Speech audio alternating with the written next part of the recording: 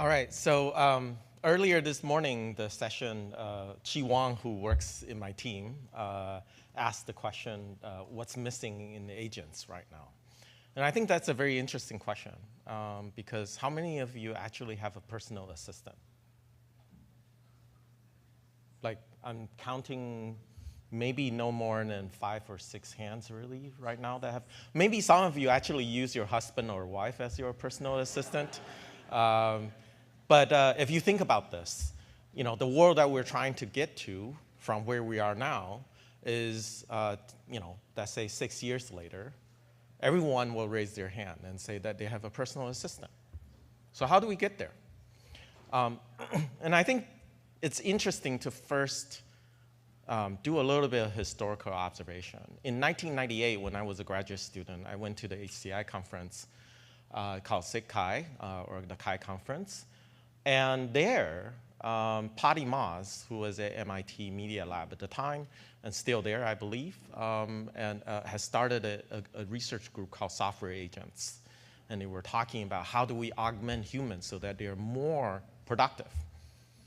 Now, of course, everyone at the time thought that was so futuristic and was very interested in hearing about it, but the reality is that now what, 25 plus 2, 27, almost 30 years later, do we actually have personal assistants? We don't. What do we still rely on? What we actually still rely on is these two systems.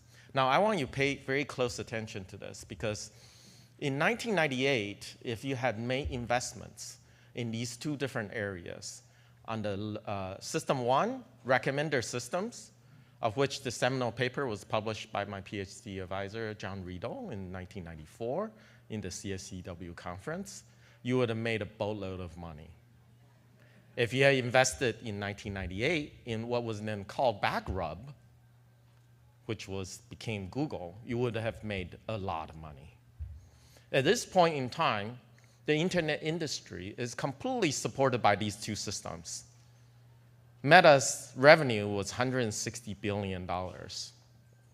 And Google's search revenue was on the order of about $200 billion.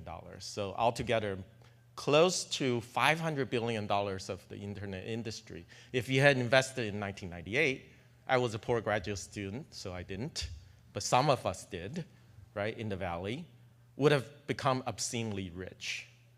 So now the question is, why are you investing now? That's going to be the true agentic future.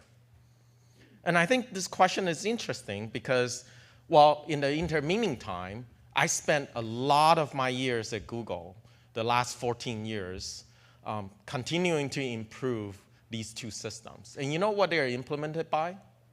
They're implemented by functions. More specifically, they're implemented by ranking functions. Now, ranking function turned out to be a very good application of deep learning.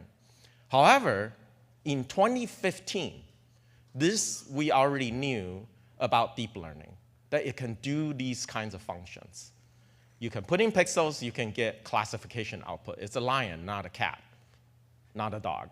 You can put in audio and get output of the speech recognition. In 2010, when cell phone became a lot more pervasive, we were surprised when the phone got it right when we speak to it. Why? Because the word error rate was 25%. Now it's much less than 25%. I think it's below, the word error rate is way below 1% at this point. Now in 2025, a seminal paper, actually 2014, NeurIPS December, I should say, a seminal paper on sequence-to-sequence learning was published in which it was demonstrated that translation can be done token by token, sequentially. You can put in hello, how are you, as separate tokens, including a question mark, and we'll come back with bonjour, comment allez-vous in French, with the question mark in the appropriate place, right? And if that didn't blow your mind in 2015, you could put in pixels, images, and ask it to caption it, and we'll do it precisely with 2 L's on traveling. And it says blue and yellow and not yellow and blue. Notice in English, we tend to say blue and yellow and not yellow and blue. Why? Because CMYK, because RGB. So it's a language convention to say blue and yellow. And it gets it completely right. In 2015, if you had put in money, personal investment, on this kind of capability, which is why we call it generative AI. It's generative because it generated one token at a time. That's why it was called generative AI. If you had put in money 10 years ago on generative AI, you have seen these papers. I did. I didn't put money in. How many of you invested in NVIDIA in 2015? Please raise your hand. You were smarter than me, right?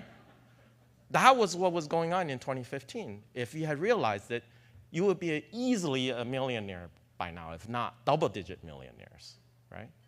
So what is going on? What happened after the invention of sequence learning and generative AI and transformers?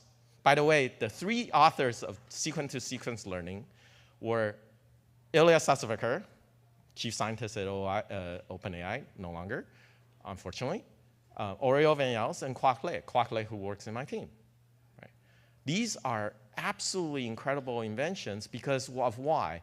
Unfortunately, the animation is not showing up here, but on the left-hand side is showing you that in the past, we built separate models for everything. Translation from Chinese to English, English to Japanese, Japanese to Korean, they were all separate models. Summarization is a different model. Now it's all done with one model. What is that? Compositionality. It's automatic compositionality because it's a single model. This was done in 2023, before all the current buzz around coding. Using Gemini at the time, we were able to demonstrate this use case. Can you please fix this code and add line-by-line comments in Korean? And the Gemini model in 2023, 2 years ago, did this perfectly. We checked it with our Korean colleagues at work, and they were surprised. If you had invested in 2023 on, okay, wow. Now, this is the history. This is why we need to look at history, because if you look at history, you can predict the future. What happened was sequence-to-sequence learning, then transformers. In between time, we published a lot of papers about conversational robots. In January 2022, when in the team that I managed in Lambda, we also published at the same time with Danny Zhao and Xingyun's boss. We published this paper on Chain of Thought. I'm very proud to have been part of the authorship of that paper. But 1 month later, we published one of the most important papers on post-training, which was fine-tuning. Again, if you had known in 2022, before the release of ChatGPT, where to invest, you would be very rich. So I want to help you do a little bit better going forward. I think the way that you should think about the agentic future is the following. Humans are composed of two faculties. This is what Daniel Kahneman talked about.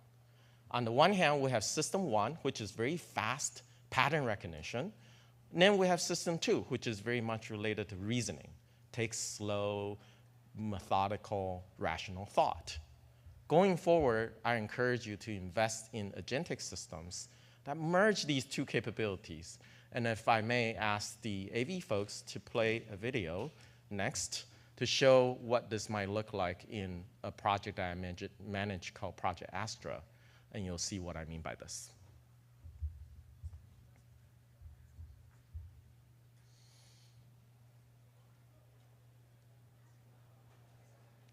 Sorry, there I see lots of hands. I'm here with the latest research prototype of Project Astra, and we're going to see how it can help me fix my bike.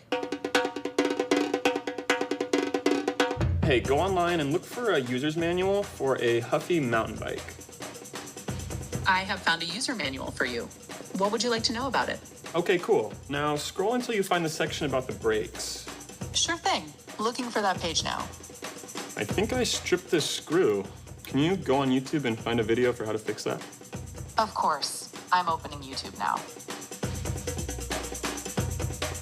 This looks like a good video.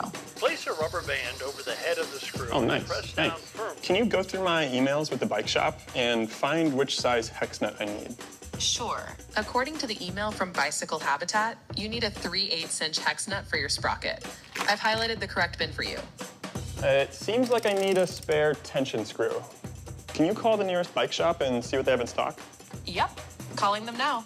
I'll get back to you with what they have in stock. I think my brake pads are wearing down. Can you check the manual again and see if it talks about them anywhere? According to the manual, if you look on page Hey. 24, Do you want to get lunch? Yeah, give me 5 minutes. Can you finish what you were saying? as I was saying, if you look on page 24, section 2, you'll see how to replace the brake pads. Hey, any updates on that call? Yep, I just got off of the bike shop. They confirmed they have your tension screw in stock. Would you like me to place a pickup order? Could you show me some examples of dog baskets I could put on my bike? Sure, I can help you with that. Just give me a moment. Here are some options. I think Zuka would look really great in these.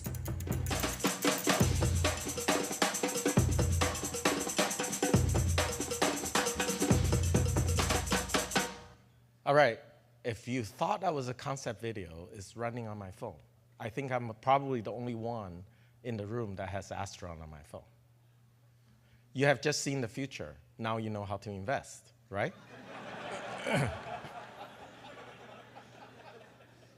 Okay, so what do we need to go to the future? The answer is very simple, actually. If you think about it, if I could have my next slide, please. What you need is multi-step reasoning. You need agentic workflows. You need ability to deal with synthetic data. And you need personalization.